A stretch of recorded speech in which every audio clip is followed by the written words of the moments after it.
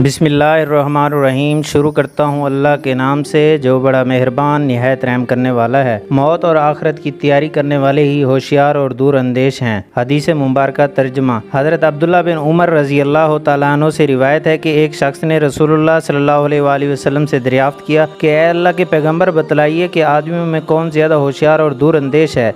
आपने इरशाद फरमाया, वो जो मौत को ज़्यादा याद करता है और मौत के लिए ज़्यादा से ज़्यादा तैयारी करता है। जो लोग ऐसे हैं वही दानिशमंद और होशियार हैं। उन्होंने दुनिया में भी इज़्ज़त पाई और आखिरत में भी एज़ाज़ व इकराम पाएंगे। तशरीह। जब ये हकीकत है कि असल ज़िंदगी आखिरत ही की ज़िंदगी है जिसके लिए कभी फ़ना नहीं, तो इसमें क्या शुबा कि दानिशमंद और दूर अंदेश अल्लाह के वही बंदे हैं जो हमेशा मौत की पेश नज़र रख कर उसकी तैयारी करते हैं।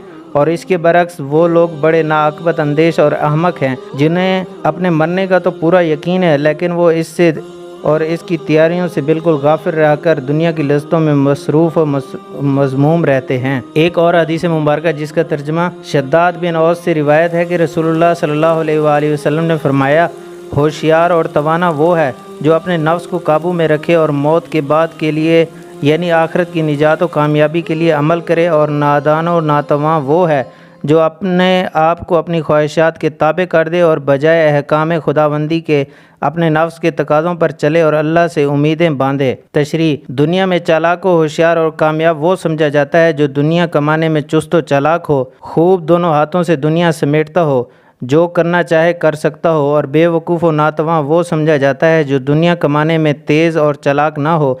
और अहले दुनिया जो इस दुनियावी ज़िंदगी ही को सब कुछ समझते हैं, उनको ऐसा ही समझना भी चाहिए। रसूलुल्लाह सल्लल्लाहु अलैहि वसल्लम ने इस हदीस में बतलाया कि चूँकि असल ज़िंदगी ये चंद रोज़ की ज़िंदगी नहीं है, बल्कि आखिरत की ना ख़त्म होने वाली ज़िंदगी ही असल ज़िंदगी है, और इस ज़िंदगी में कामयाबी उन्हीं के लिए है जो इस दुनिया में अल्लाह की इताअत और बंदगी वाली ज़िंदगी गुजारें। इसलिए दर हकीकत दानिशमंद और कामयाब अल्लाह के वो बंदे हैं जो आखिरत की तैयारी में लगे हुए हैं और जिन्होंने अपने नफ्स पर काबू पाकर अल्लाह को उसका फर्मा बरदार बनाया। और इसके बरक्स जिन अहमकों का ये हाल है कि उन्होंने अपने आप को नफ्स का पाबंद बना लिया और इस दुनियावी ज़िंदगी में अल्लाह के अहकाम व अवामिर की पाबंदी की बजाय अपने नफ्स के तकाज़ों पर चलते रहे और इसके बावजूद अल्लाह से अच्छे अंजाम की उम्मीदें बांधते हैं, वो यकीनन बड़े नादान और हमेशा नाकाम रहने वाले हैं। खा दुनिया कमाने में वो कितने ही चुस्त व चालाक और फुर्तीले नज़र आते हों, लेकिन फ़िल हकीकत वो बड़े नाअक्बत अंदेश, कम अक्ले और नाकामयाब व नामुराद हैं कि जो हकीकी और वाकई ज़िंदगी आने वाली है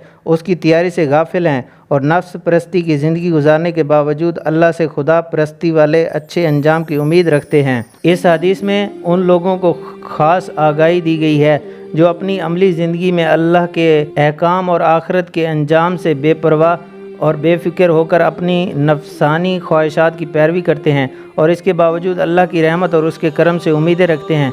और जब अल्लाह का कोई बंदा टोकता है तो कहते हैं अल्लाह की रहमत बड़ी वसी है। इस हदीस ने यह बतलाया है कि ऐसे लोग धोखे में हैं और इनका अंजाम नामुरादी है।